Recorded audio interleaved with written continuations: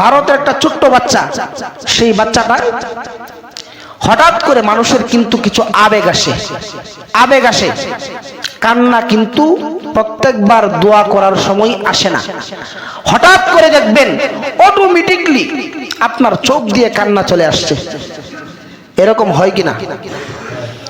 মানুষের মনে হঠাৎ করে একটা জিনিস চাওয়া থাকে, পাওয়া থাকে, এই জিনিসটা যদি পাইতাম, কিন্তু সারা বছর আপনার কাছে সেই জিনিসটা আছে, কিন্তু হঠাৎ করে অল্প একটু সময়ের জন্য নাই, তখন আপনি দেখবেন এই জিনিসটার প্রতি আপনার আকর্ষণ চলে আসছে, তখন মনটা কিন্তু আর মানানো যায় না।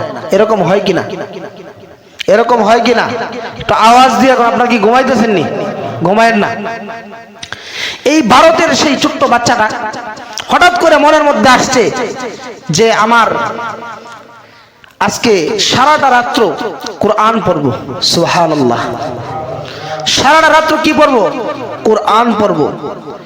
সে কোরআন পড়ার জন্য তখনকার সময়ের মধ্যে এই কারেন্টের যে বাল্ব, এরকম কোনো আলোর ব্যবস্থা ছিল না। তখনকার সময়ের ব্যবস্থা ছিল হারিকেনের ব্যবস্থা।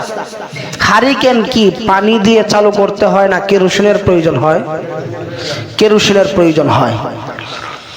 এই বাচ্চাটার মা ছিল না, বাবা ছিল না, অর্থাৎ আত্মীয় স্বজন আপনজন কেউ ছিল না। সেই বাচ্চাটা ছিল এতিম। কোরআন পড়বে, তার টাকা ছিল অল্প, হাতের মধ্যে অল্প টাকা ছিল। সেই অল্প টাকা দিয়ে বাজার থেকে অল্প কেরোসিন কিনে নিয়ে আসলো। এই কেরোসিন দিয়ে হারিকেন জ্বালানোর পর রাত্র সুন্দরভাবে পড়তেছে, গভীর রজনী হয়ে গেল। হঠাৎ করে এই কেরোসিনের যে পাওয়ার ছিল, সেই পাওয়ার চলে গেছে। আচ্ছা বলুন তো, হারিকেনের মধ্যে যদি কেরোসিন না থাকে, কেরোসিনের পাওয়ার যদি না থাকে, তাহলে কি হারিকেনের বাতি জ্বলবে? জ্বলবে? জ্বলবে না। বাতি নিভা গেছে।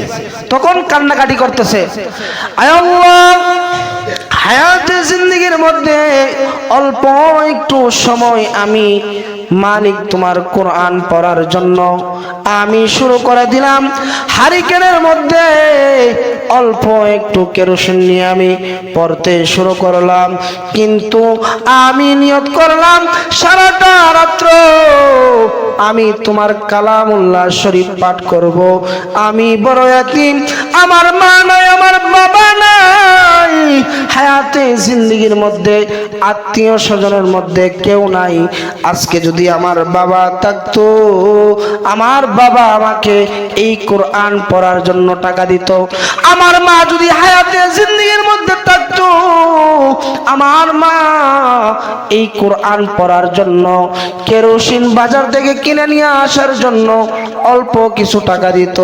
কিন্তু আমার আত্মীয় স্বজন না থাকার কারণে আজকে আমি এই গভীর রজনীর মধ্যে আমার হাতে সম্বল নাই।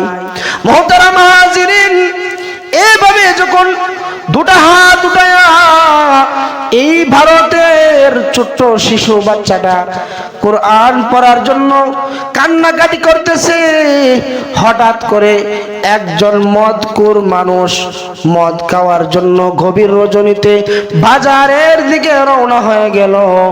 হঠাৎ করে এই মদখোরের কানের মধ্যে কান্নার আওয়াজ আসলো।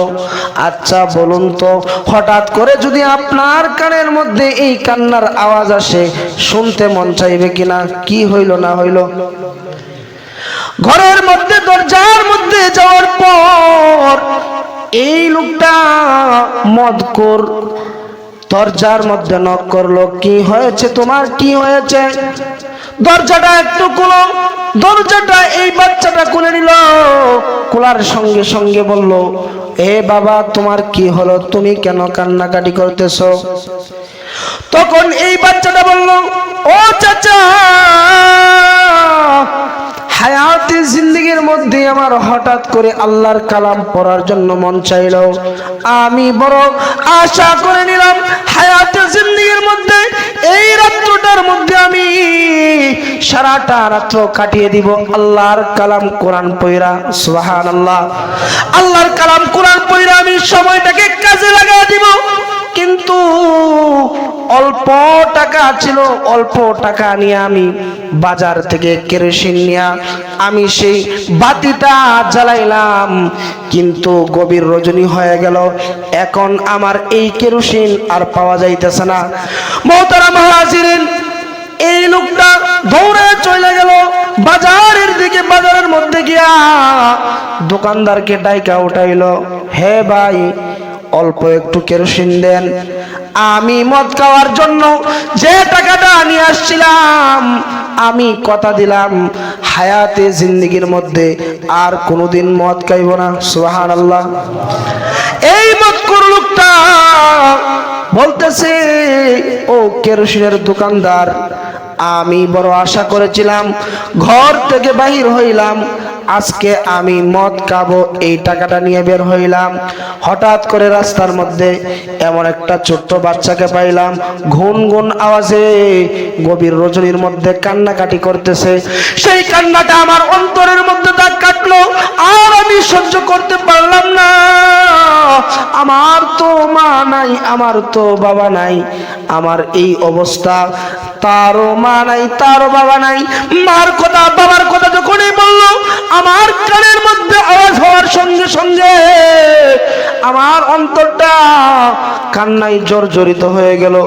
কেমন অবস্থা, মা না থাকার কারণে, বাবা না থাকার কারণে আজকে এমন ভাবে কান্না করতেছে, দুঃখটা মালিকের দরবারে প্রকাশ করতেছে। আজকে দাও দাও, এই মদের যে টাকাটা থাকে সেই টাকাটা দিয়ে আমাকে কেরোসিন দাও।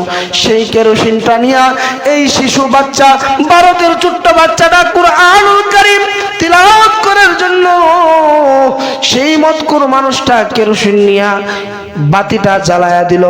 বলল, বাবা বলো বলো বলো, কুরআনের মধ্যে কি আছে একটু বলো। সুবহানাল্লাহ। মদখোর মানুষের কি আর কোরআনের বিষয়ে বুঝে?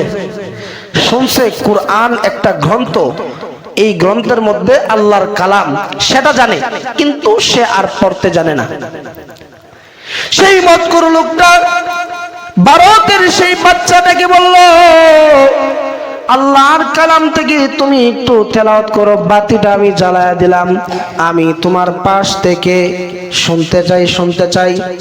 ভারতের সেই ছোট্ট বাচ্চাটা আল্লাহর কালাম তেলাওয়াত করলো, ইয়াসিন ওয়াল কুরআনিল হাকীম।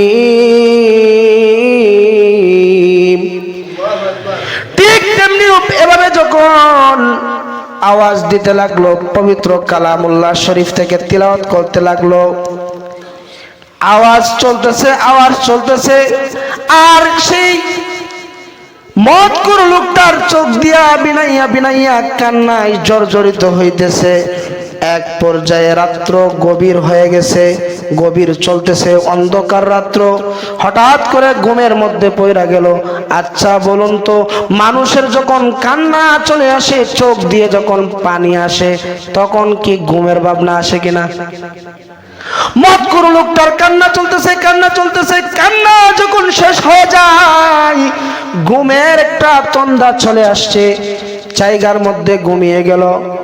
হঠাৎ করে সেই বাচ্চাটা তাকায়া দেখে সে ব্যক্তি ঘুমায় নাই, ঘুমায় নাই, অল্প সময়ের জন্য ঘুমায় নাই, সেই মদখোর আজকে হায়াতের জিন্দেগি ত্যাগ করেছে। সুবহানাল্লাহ। মুহতারাম হাজিরিন, এলাকার সব মানুষ জানে সেই লোকটা ভালো না, হায়াতের জিন্দেগির মধ্যে মানুষের সাথে খারাপ ব্যবহার করেছে, মানুষের সাথে অত্যাচার করেছে, মদ খাইতো, খারাপ কাজের মধ্যে লিপ্ত হইতো। এলাকার সকল মানুষ একত্রিত হইয়া সেই মদখোরটাকে বলল যে এই লোকটাকে আজকে আমরা দাফন করব না, মাটির মধ্যে চাপা দিব না, তাকে জঙ্গলের মধ্যে রেখে আসব, যেন সেই নাফরমানকে রেখা হাজার হাজার মানুষ, লক্ষ লক্ষ মানুষ এই শিক্ষাটাই নিতে পারে। সমাজের মধ্যে যদি খারাপ ব্যবহার করে, সমাজের মধ্যে যদি খারাপ কাজ করে, তাদের কাজ এমন হওয়া চাই। মুহতারাম হাজিরিন, সেই জঙ্গলের মধ্যে গভীর রজনীর মধ্যে এলাকার সমস্ত মানুষ একসাথে করে এই লোকটাকে জঙ্গলের মধ্যে রেখে আসছে। সেই মানুষটাকে পোকা খাইবে, শিয়ালে খাইবে, কুকুরে খাইবে, কিন্তু না না না, একদিন নয়, 2 দিন নয়, 3 দিন চলে গেল। হাদিসের মধ্যে আসছে এরকম অবস্থা, মুহাদ্দিসিনে কেরাম হাদিসের ব্যাখ্যার মধ্যে আনছে এই লোকটা মৃত্যুবরণ করছে, জঙ্গলের মধ্যে রেখে আসছে। তার অবস্থাটা এমন হয়েছে, আল্লাহ তাআলা স্বপ্নে যুগে এই এলাকার 3 জন বুজুর্গ মানুষ, আল্লাহওয়ালা মানুষ, এলাকার মাতব্বর মানুষ, যাকে এলাকার সবাই সম্মান করে, সেই সমস্ত মানুষদেরকে স্বপ্নের যুগে দেখাইলেন, ও এলাকার মুরব্বীরা, ও এলাকার আলেমরা, এই যে জঙ্গলের মধ্যে একটা মানুষ রেখে আসছিলাম, মদখোর মানুষ, কিন্তু তোমাদের চোখে সে মদখোর হইতে পারে, হায়াতে জিন্দেগির মধ্যে সে এমন নেক আমল করছে, আল্লাহর কালাম, আমার কালাম পড়ার জন্য, আমার কালামটাকে মহব্বত করার জন্য, আমার কালামটাকে তেলাওয়াত করার জন্য সে এমন একটা সুযোগ করে দিয়েছে। একটা বাচ্চা, ভারতের একটা বাচ্চা, সেই বাচ্চাটা আল্লাহর কালাম পড়বে, কালামটা পড়ার জন্য সে সহযোগিতা করেছে। সে কোনো নাফরমান হইতে পারে না, সে কোনোদিন মদখোর হইতে পারে না, সে একজন আল্লাহওয়ালা মানুষ। সুবহানাল্লাহ। মুহতারাম হাজিরিন, এক এক করে 3 জন লোকের কাছে যখন একই স্বপ্ন আসলো, সবাই একজন একজন কইরা গেল এই জায়গার মধ্যে। সবারই তো চিন্তা চেতনা, লাশটাকে রাখলাম 3 দিন হয়ে গেল, কুকুরে তো এই লাশ রাখবে না, শিয়ালে রাখবে না, জঙ্গলের মধ্যে রাখলে খাইয়ে ফেলবে না, জঙ্গলের মধ্যে রাইখে আসছে, কিন্তু তাকে তো আর পাওয়া যাবে না। একজন একজন করে 3 জন যখন একত্রিত হয়ে গেল দেখার জন্য, মুহতারাম হাজিরিন, সবাই একত্রিত হওয়ার পর সবার খেয়াল স্বপ্নের কথাগুলো ব্যক্ত করলো, করার পর বলল, অবশ্যই সে একজন আল্লাহওয়ালা, কারণ আমাদের সবাই যেহেতু এক স্বপ্ন দেখলাম। মুহতারাম হাজিরিন, তাকে সবাই মিলে আবার দাফন করছে, জানাজা পড়ছে, আল্লাহ তাআলার কাছে তার জন্য দোয়া করছে।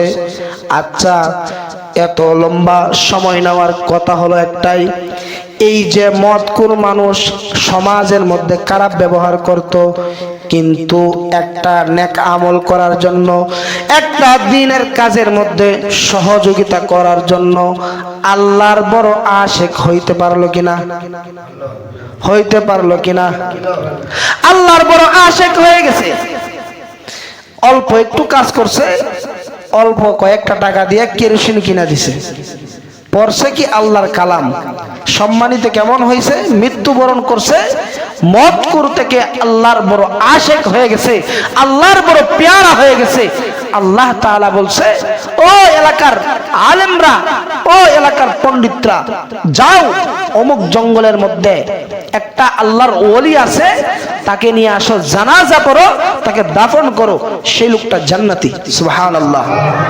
মুহতারাম হাজিরিন, দ্বীনের যে সমস্ত কাজের মধ্যেই আপনি শরীক থাকবেন, এই যেমন মদখোর মানুষ হওয়ার পরেও আল্লাহর পেয়ারা হয়ে গেছে, আপনি আমি যদি দ্বীনের কাজের মধ্যে সহযোগিতা করি, দুনিয়ার হায়াতে জিন্দেগির মধ্যে খারাপ কাজের মধ্যে লিপ্ত হইতে পারি, কিন্তু আল্লাহ তাআলা তো বড় আশিক কে পছন্দ করে।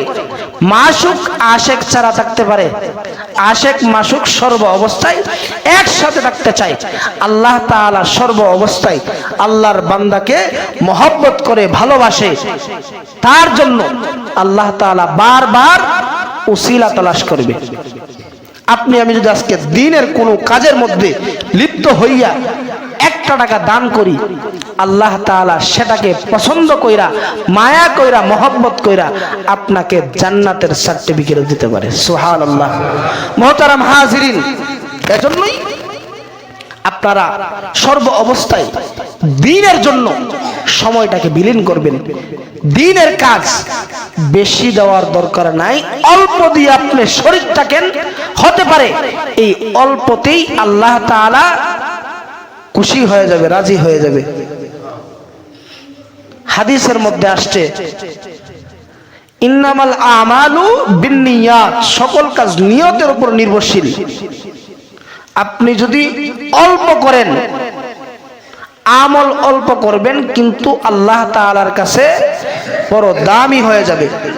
অল্প একটু কাজের মধ্যে, দ্বীনের কাজের মধ্যে যদি আপনি সহযোগিতা করেন, টাকা দিচ্ছেন অল্প, কিন্তু আল্লাহ তাআলার কাছে এটাই খালেস হওয়ার জন্য, আপনার অন্তর থেকে একমাত্র দিচ্ছেন আল্লাহর জন্য, মানুষকে দেখানোর জন্য।